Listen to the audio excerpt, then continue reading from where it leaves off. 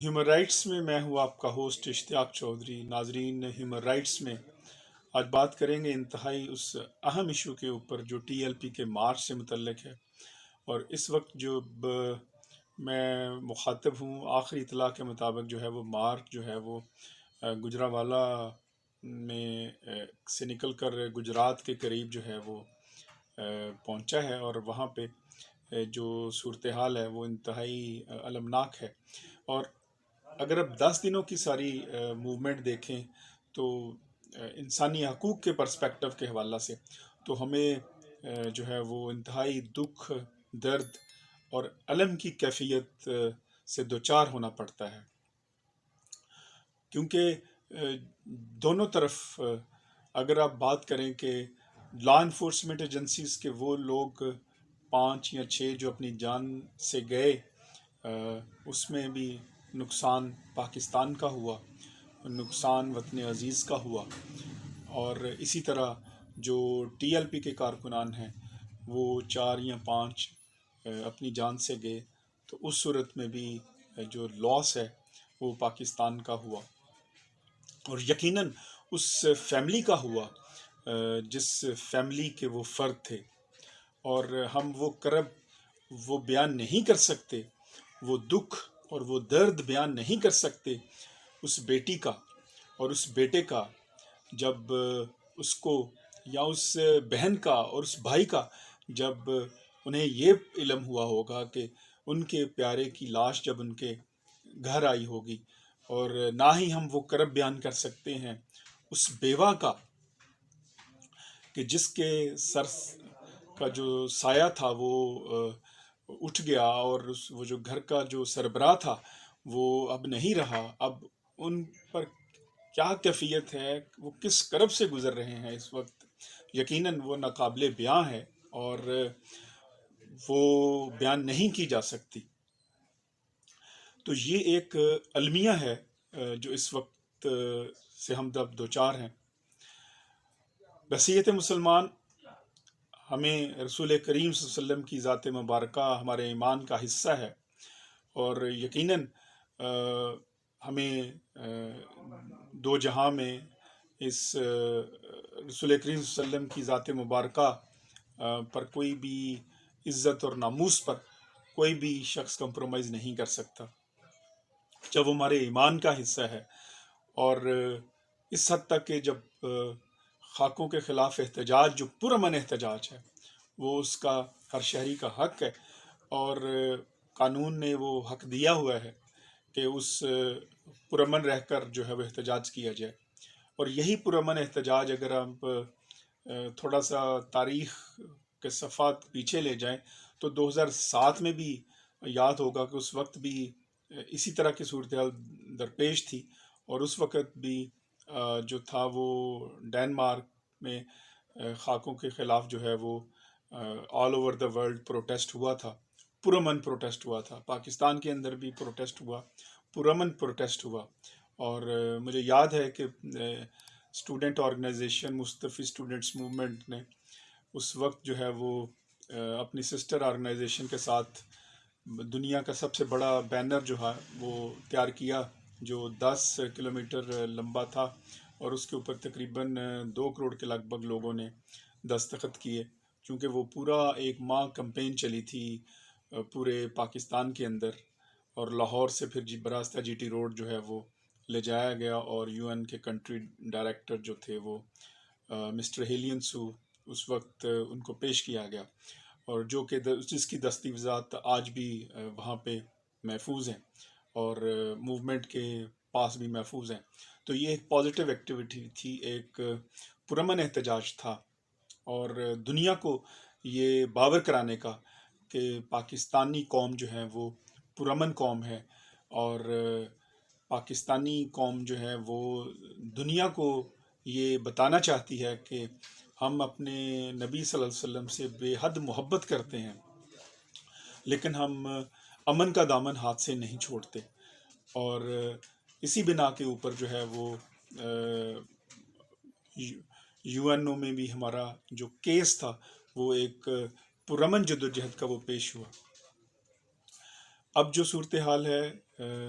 یہ صورتحال یہاں تک کیسے پہنچی؟ اگر آپ بات کریں حکومت کی تو وزیر اعظم صاحب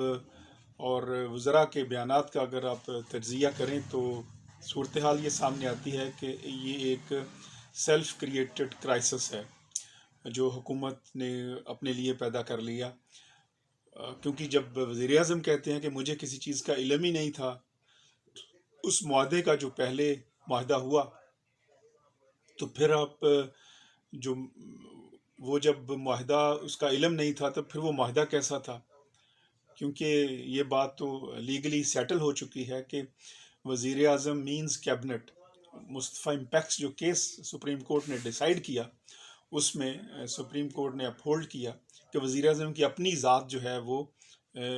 کوئی حیثیت نہیں رکھتی، اور وزیر اعظم جو ہے کا مطلب یہ ہے کہ اس کی کابینہ، اور کوئی بھی جو کام ہے جو کیبنٹ کی اپروول ہے تو اسی اپروول کو ہی وزیر اعظم کی اپروول کہا جا سکتا ہے اور حکومت کی اپروول کی کہا جا سکتا ہے۔ لہٰذا اس کے اوپر اگر جو منسٹرز ہیں انہوں نے ایگریمنٹ کیا تو پھر مصطفیٰ امپیکس کیس کی جو ہے وہ وائلیشن کی، کیونکہ ان کو اختیار نہیں تھا۔ تو اگر جو منسٹرز تھے انہوں نے وائلیشن کی، شیخ رشید صاحب، فواد صاحب یا فیصل واڈا صاحب، تو پھر یہاں باقی جو لوگ شامل ہیں تو ان کے خلاف وزیر اعظم نے کیا ایکشن لیا؟ تو ان کے خلاف ایکشن لینا چاہیے تھا، جو کہ نہیں لیا۔ اور ابھی بھی آپ دیکھیں تو تینوں منسٹرز کی تو ڈفرینٹ لینگویج ہے اور ڈفرینٹ ان کی سٹیٹمنٹس ہیں جو کہ ایک دوسرے کو کنفیوز کر رہی ہیں۔ تو حالات اس نہج کے اوپر پہنچ چکے ہیں کہ اب what is to be done now next. ایک تو میں سجیسٹ کروں گا کہ جو بھی ایگریمنٹ ہوا، جس میں یہ طے ہوا تھا کہ وہ پارلیمنٹ میں کیس پیش کریں گے، امبیسڈر کا، جو فرینچ امبیسڈر تھے اس کا کیس پیش کریں گے، اگر وزیر اعظم صاحب کو اس کا علم نہیں تھا تو وزیر اعظم کو چاہیے کہ ان منسٹرز کے خلاف ایکشن لے۔ تو اور اب بھی یہ صورتحال ہے، اس سے بچا جا سکتا ہے اس سارے معاملے سے، اور اس کے اوپر میں سمجھتا ہوں کہ ٹی ایل پی کی قیادت جو ہے اس کو وہ بھی اس پیج کے اوپر آ سکتی ہے کہ اگر وہ وزراء جنہوں نے اس وقت ایگریمنٹ کیا اور پرائم منسٹر اور کیبنٹ کی اپروول کے بغیر کوئی ایگریمنٹ کیا تو ان کو سیک کیا جانا چاہیے۔ ان کو سیک کرنے اور پرووائڈڈ کہ جو ٹی ایل پی ہے وہ اپنا جو مارچ ہے وہ اس کو رول بیک کرے، اور ایک ان کی بھی یہ تشفی ہو جائے اس بات سے کہ جو ایگریمنٹ جنہوں نے خلاف ورزی کی، وہ چونکہ ایگریمنٹ کرنا ایک لیگل ایگریمنٹ نہیں تھا، تو لہٰذا اس بنا کے اوپر جو ہے وہ ان منسٹر کو بھی سیک کیا جاتا ہے۔ تو اس صورتحال سے نکلا جا سکتا ہے اس حد تک۔ باقی ہم دعا کرتے ہیں کہ اللہ رب العزت پاکستان پر رحم فرمائے، اور اس وقت جو صورتحال درپیش ہے وہاں پہ کم سے کم کوشش کی جانی چاہیے دونوں اطراف سے کہ جو ٹی ایل پی کے لوگ ہیں ان سے بھی ہماری ایک ریکویسٹ ہوگی کہ وہ بھی اپنا جو دامن ہے وہ امن کا نہ چھوڑیں، وہ امن پسند امن ہی میں نجات ہے، اور امن ہی کی ہمیں تعلیم ملتی ہے رسول کریم صلی اللہ علیہ وسلم کی ذات مبارکہ سے، کہ جہاں پہ رسول کریم صلی اللہ علیہ وسلم کی ذات رحمت للعالمین ہے، وہ تمام جہانوں کے لیے رحمت ہے، صرف کسی ایک قوم کے لیے نہیں، کسی ایک گروہ کے لیے نہیں، وہ سب کے لیے رحمت کا باعث ہے۔ اسی طرح جس طرح رب العالمین، وہ رب جو ہے وہ تمام لوگوں کا رب ہے، کسی خاص گروہ کا رب نہیں، اسی طرح جو آقا علیہ السلام کی ذات مبارکہ ہے وہ تمام لوگوں کے لیے باعث رحمت ہے۔ تو ہمیں یہ دیکھنا ہے کہ کیا ہم عوام کے لیے اور ان لوگوں کے لیے جو کہ جن کی وہ گزرگاہ ہے، کہیں ہم ان لوگوں کے لیے زحمت تو نہیں بن رہے، اور ہمیں پیار، محبت اور شائستگی کا دامن ہاتھ سے نہیں چھوڑنا چاہیے۔ اس کے ساتھ ہی ہیومن رائٹس سے مجھے اجازت دیجیے گا اس دعا کے ساتھ کہ اللہ رب العزت ہم سب پر اپنا کرم فرمائے، فضل فرمائے، اور ہمیں احترام انسانیت، احترام آدمیت نصیب فرمائے۔ والسلام۔